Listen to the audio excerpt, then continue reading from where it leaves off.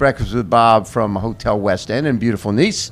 My name is Bob Babbitt. We're brought to you by Master Spas, SFuels Go Longer, HOKA Let's Fly, deboer wetsuits, Form Smart Swim Goggles, Zoot Sports, the original triathlon brand, Quintana Roo, Premium Plus Sports, and of course our Challenged Athletes Foundation. Our next guest, Mr. Chris Leiferman, coming off a course record-setting performance at Ironman Coeur 8:06:41. People don't go that fast at freaking Ironman Coeur. That's a good one. Yeah, thanks. Thank you. So how's the training going since then? Yeah, it's actually been going pretty well. Did Milwaukee. Yeah. That was 5 weeks ago now, the PTO race. So that went as expected. It was a good race for everyone else. But that's not really set up for you. No, it's not. No, it was a stepping stone. It was a training race. It was actually a good time to have a taper and a little bit of recovery. So a good spot in my training to pepper that in. And watch Jan Frodeno win a race. I didn't see him much. So. You watched it afterwards, like the rest of us. Yeah. There you go. But in Coeur d'Alene, when you run sub 250 on that course, because it's not an easy course. No, it's not. And a fair amount of climbing. It's beautiful, but it was a tough course, tough day, and I wasn't really feeling great. I'm not trying to downplay the competition or anything. No, just. Yeah, I had a kidney issue and wasn't training and was going to have surgery on May 16th and was able to push that off until the off season and started training for Coeur d'Alene. So it wasn't the best build up. Kind of had a knee issue, but it all came together on race day. That's very cool. Yeah. When you see that Ironman World Championship is going to be here in Europe, and we were talking about this earlier, there's a lot more Ironman events in Europe now than there have ever been, and obviously the courses are different here. Yeah. Right? A little more unique and challenging. Do you like that? Yeah, and with might have to go get myself a little bungalow outside of Nice. Yes, pretty sweet. Set up my next season in Europe for all that racing. But no, it's pretty sweet. Nice hasn't disappointed. Went and rode the course yesterday, and it's absolutely beautiful. It is spectacular, right? And it's an honest course. Yeah, it's going to be really good. Nobody's going to say afterwards he sat in. Exactly. There's going to be they won't be able to. No. Yeah, the groups. The draft marshals might take the day off. Yeah, absolutely. There's nothing they can do out there. Yep.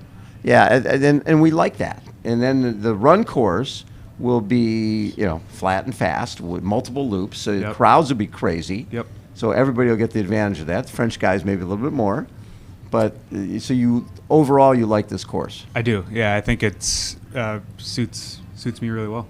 Very cool. And so after this, it's not often we have the Ironman World Championship so early, September 10th. Yeah, we've got a whole season to go. Season left ahead of us. So what do you think? Will you be doing? Ironman Florida. Oh, okay. Yep. First weekend in November. See, what's nice is you got a full almost 2 months to recover. Yeah, I think so. This race will be, it's a race and everything is focused on Ironman Nice, but for Florida, this is good training day. Big time. It's a little different type of course in Florida, but it's still a long day. Yes. Last year, World Championship in St. George, a huge race for you, 4th place, and again, challenging course. Yep. You like things that are a little different. Yeah, I like when grit starts to be a factor. Yes. That's where you come play. Yeah. And a 52 swim, 418, 244. 418 on that course is brutal, but sub 8. I remember before the race, everybody was saying, "Oh, nobody's going to go sub 8 here." And then I had David McNamee on. He goes, 8 to 10 people are going to go sub 8, and if you're winning, you're going to go sub 750, and you're going to run sub 250. Oh, wow. Yeah, he was spot on. Nailed it. He totally All did. right. Yes, yeah. I'll ask him the predictions for Nice then. Wow, the predictions for Nice were Magnus, Sam Laidlaw, and was it Leon Chevalier? I can't remember, but okay. yeah, there's a couple. He felt the French guys' home court advantage, riding a course over and over again would be helpful. Okay. Did you say time? He did. You know what? He did not say time. Okay. So it will be. I think everybody was saying they think that the bike ride will be, more like a 4 like 4:40 or something Yeah, that's like what I that. heard Is too. that what you're Yeah, thinking? Yeah, that's what I heard. Yeah, like when you were riding yesterday. When you ride this course, do you ride segments over and over again? How do you plan for this thing? Yeah, I kind of did. And I just rode the course because it's quiet and got out of town because it's pretty sketchy here. Right, yeah, you in don't want to city ride around center, here, yeah. So, but being able to recon the descents. Yes. And so yesterday was the first time I rode the plateau. I've rode the descent 3 times now. I rode the climb twice, and got to ride the plateau yesterday. And I did it in the afternoon, and it was dead, and it was cool. It was just Wow. like temperature wise. Yeah. It was just beautiful. It was one of the best pre-race rides I've ever done. Wow. Yeah, it was really nice. And so now you have 2 kids, 11-week-old? Yes. Wow. Yeah. Yeah, she's amazing. She's a really good baby. Thankfully, my wife, Xana, has just been crushing it with her and just Yes. being such a phenomenal mom, and helping me get to where I am sitting here today with you. So it's, yeah. It's hard. Been So great. are they here? They're going to be. Are they coming Yeah, in? they're coming in on the 7th. So, How fun is that?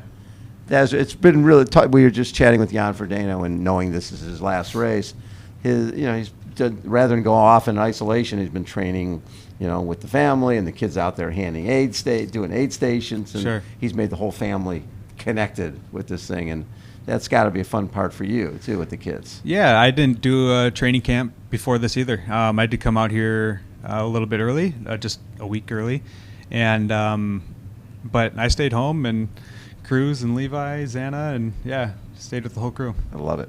So you go to Kona last year, obviously coming off of St. George. When you have 2 full Ironman like that are all the most important races a year, it's really hard to peak for a race in May and peak again for a race in October.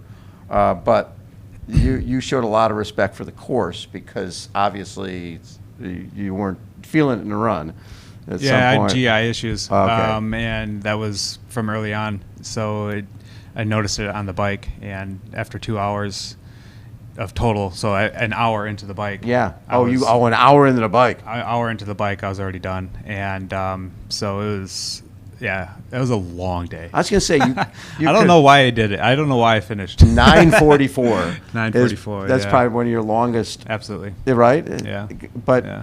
there's something about that course. Jan Frodeno's walked the course. Mark Allen's walked the course. I mean, a lot of legends have spent a lot of time walking lava fields because it's sort of a sign of respect for the race. Yeah, it's a respect for the island. Yeah. And age groupers too. I've gotten a lot of flack. Age groupers say that pros just quit when it's not going right for them. Right. They just drop the race. Whereas an age grouper, every single race, generally, speaking, that an age grouper does, they're there to finish and cross the line. And that's a win. Yeah. And that's a win for them. And for us to just give up, I didn't want to do that. Right. The Hawaii race in 2019. Yeah. That was a big one in was your good. career, right? Yeah. Getting 10th place there, 2:52 marathon off the bike, and 8:13. Did that change things for you? End of the season, having a race like that? In the moment, you quickly forget about it when you get back into the next season. Then people are like, "What have you done for me lately?" Yeah, exactly. You're only as good as your last race, and that goes away pretty quickly. So but it did. As I went out through my career, I was going. When I first started being a professional, Yes. I was in college and working, and then I graduated college, but I was still working. And then the next step was like, okay, maybe I should focus on triathlon. And then, you just kind of like every year, like as this next step, like, oh, I should go a little bit more full in, a little bit more full in. And it was that point where I was like, oh, wow, all right, this is it. So Ironman Florida 2020, you win, Mm-hmm. right? And then you actually won Ironman Florida, and then where was the other? And then the Great Floridian. You're like the Mr. Florida. Yeah, in 2020, I was in Florida 4 times that year. Because that's our place. It's the right? only place that you can. That's right. Yeah. We were in Daytona, in Miami. Yeah, I know, right? Yeah. You can go and race, and then challenge Miami. Yeah, you're right. You were pretty much all over the place there. But you also win Boulder, 70.3. Yeah. That's pretty cool. You live in Boulder, right? Yep. So you had a few people cheering for you out there. Yeah, no, you definitely know everyone on that course. It was awesome. Yeah, the 70.3 and the Ironman win in Boulder were 2 pretty special races. Right, and then Yeah. you won Louisville. Oh, yep. So you've had a fair number of really, really good races. And what's after this race is over, you're going to do Florida. This is a great lead into that. Yep. How many more seasons are you looking at? You know, I love this lifestyle. Yeah. I'm just hoping to hang on. Not hang on, but I'm. Oh, I you're wanna racing be, still I racing want at a to high be level. racing at a high level, and I don't want to continue to be racing just to be in the sport. Right. I want to be competitive in the sport. Right. So I think once that flame goes out, and then I'll stop. But the fire's still there, so Yes. I'm going to keep on going.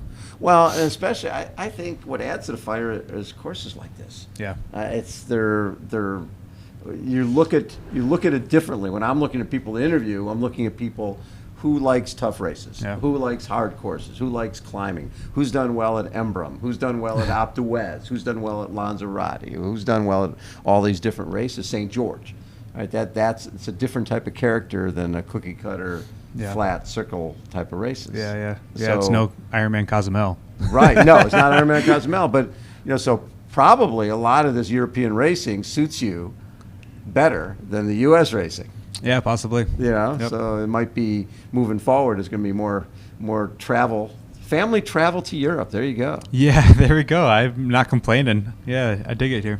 This is very cool. Yep. Hey, well, have yourself a great race on Sunday, and so will you spend some time with the family afterwards here? Or? Yeah, we're gonna spend a couple days in Nice and then head over to Rome. How fun is that? How cool is that? Yeah, it's the rad. best. Yeah. Well, but that's what you should do, right? Yeah. If you could go home right away, then it's like, got to be some payback for the family for Daddy being gone for a while. Well, the weeks leading up to this, and we had this planned. I have Ironman World Champs on my mind Yes. in Nice. Xana has Rome in her mind Of the course. entire time. The She's whole like, time. "Oh, when we go to Rome," I'm like, "Wait, there's an Ironman that I have to race. Don't you know that?" Rome is way down the line. Right. But the nice thing is, what's smart on her part is if you had gone and done that before, you'd be like, you couldn't relax if we go fun. no But way. you just leave the bike in the bag and just do your own. Just go to Rome and see everything Yep, absolutely. and eat every piece of pasta you can find. Everything. I love Everything. it. Yeah. Chris, it's always a pleasure to get to chat with you. Yeah, good chat. Chris Leiferman has been our guest, everybody. Again, we are at the Hotel West End in beautiful Nice. We got the Ironman World Championship coming up on Sunday. Hold on. We will be right back.